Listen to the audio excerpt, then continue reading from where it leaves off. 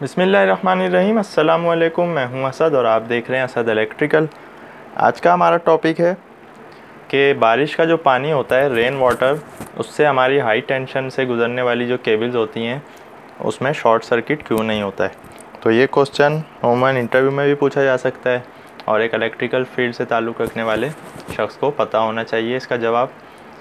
जैसा कि आप जानते हैं कि हमारी जो हाई टेंशन की केबल्स हैं वो नॉन इंसुलेटेड होती हैं, यानी कि उन पर कोई इंसुलेटर नहीं होता और उनमें एयर गैप रखा जाता है।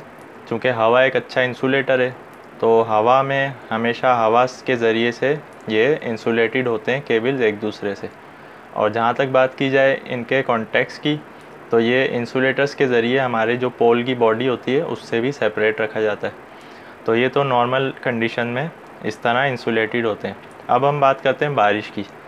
अब मान लेते हैं कि एक बारिश हो रही है बहुत तेज़, लेकिन उसके बावजूद भी हमारी हाई टेंशन की केबल में शॉर्ट सर्किट नहीं होता है। तो उसकी बुनियादी तौर पर 3 रीज़न है। वन बाय वन हम इनको कवर करेंगे।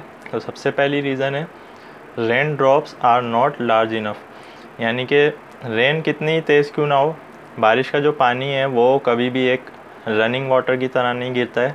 यानी रनिंग वाटर से मिसाल है कि आप एक बकेट में या एक किसी चीज़ में पानी भरकर ऊपर से फेंकें तो वो एक रनिंग वाटर होता है, यानी उसमें गैप नहीं होता बल्कि वो रेगुलर ऊपर से नीचे की तरफ आता है। तो उसके ज़रिए मुमकिन है कि शॉर्ट सर्किट हो जाए। लेकिन रेन वाटर चूँकि ड्रॉप्स की शक्ल में होता है, चाहे वो कितनी ही तेज़ क्यों ना हो, तो रेन वाटर से कभी भी तारों का जो फासला है वो इस तरह कवर नहीं हो सकता जिस तरह हम एक तार के ज़रिए इनको शॉर्ट कर सकते हैं, 2 वायर्स को आपस में, 2 केबल्स को। रेन वाटर कभी भी इतना जो है वो कंप्लीट सर्किट या कंप्लीट पाथ जो है वो प्रोवाइड नहीं करता, क्योंकि रेन वाटर हमेशा ड्रॉप्स की सूरत में होता है, चाहे वो कितनी ही तेज़ क्यों ना हो रही हो रेन। तो सबसे पहली रीज़न तो ये। दूसरी ये है कि अगर हम मान लेते हैं कि बहुत तेज़ हो रही है बारिश और कॉन्टैक्ट बन रहा है 2 तारों का लेकिन फिर भी शॉर्ट सर्किट नहीं हो रहा, तो दूसरी रीज़न इसकी ये है कि rain water is not a good conductor. जैसा कि हम बात कर चुके हैं पहले भी कि रेन वाटर हमेशा खालिस पानी होता है, या इसको हम डिस्टिल वाटर या प्योर वाटर की टाइप कह सकते हैं। तो ये अच्छा कंडक्टर नहीं होता है बल्कि एक इंसुलेटर के तौर पे काम करता है। अब अलबत्ता हम ये भी नहीं कह सकते कि ये एक अच्छा इंसुलेटर है, क्योंकि रेन वाटर खालिस पानी नहीं होता बिल्कुल।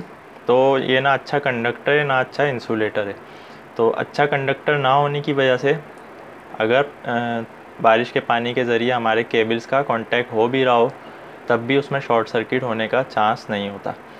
तो जब ये पानी ज़मीन पर आ जाए तो इसमें और एडिटिव्स शामिल हो जाते हैं, जैसा कि हमने बताया था कि पोटाशियम, कैल्शियम, सोडियम, इन सारी चीज़ों के बाद एक खालिस पानी जो है वो एक कंडक्टिव वाटर में कन्वर्ट हो जाता है, फिर वो एक अच्छा कंडक्टर बन जाता है। लेकिन खालिस पानी बिजली के लिए यानी इलेक्ट्रिसिटी के फ़्लो के लिए अच्छा कंडक्टर नहीं होता है। तो इसकी दूसरी रीज़न ये हो जाती है।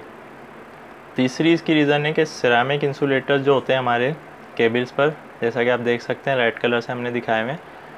अब यहाँ पर तो शॉर्ट सर्किट नहीं हो रहा है, लेकिन चूँकि पोल जो होते हैं हमारे वो मेटल के होते हैं, यानी कि कंडक्टिव मटेरियल्स के होते हैं, और यहीं पे तीनों फेजेस गुजर रहे होते हैं। तो पानी के ज़रिए अगर हमारी ये बॉडी गीली हो जाए तब भी शॉर्ट सर्किट हो सकता है। तो वो इसलिए नहीं होता है चूँकि हमारे इंसुलेटर्स जो लगे हुए होते हैं इनकी शेप इस तरह होती है कि इस पर पानी कभी भी ठहरता नहीं है।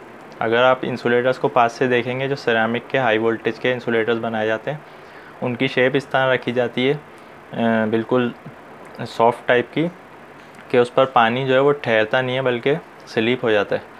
तो इंसुलेटर पर अगर पानी नहीं ठहरेगा तो इंसुलेटर तो चूँकि बॉडी से हमारे सेपरेट हैं ऑलरेडी, तो केबल्स भी कभी भी आपस में कांटेक्ट नहीं बनाएंगी और शॉर्ट सर्किट नहीं होगा। तो बुनियादी तौर पर इसकी 3 रीज़न होती हैं। बारिश के पानी से हमारी हाई टेंशन की केबल्स में शॉर्ट सर्किट क्यों नहीं होता है, इसकी 3 रीज़न्स पे आज हमने बात कर ली है कि बारिश का पानी कभी भी एक रेगुलर वाटर या एक रनिंग वाटर की तरह नहीं होता बल्कि उसमें एक गैप होता है, चाहे वो कितनी ही तेज़ क्यों ना हो। दूसरी रीज़न इसकी होती है कि बारिश का पानी कभी भी बिजली के लिए, इलेक्ट्रिसिटी के लिए अच्छा कंडक्टर नहीं होता है। और तीसरी रीज़न इसके इंसुलेटर्स की शेप होती है। तो उम्मीद है आज की वीडियो आपको पसंद आई होगी। आज की वीडियो के हवाले से कोई भी आपका क्वेश्चन है आप कमेंट्स में पूछ सकते हैं। आज के लिए इतना ही। नेक्स्ट वीडियो तक के लिए इजाज़त दीजिए। अल्लाह हाफ़िज़।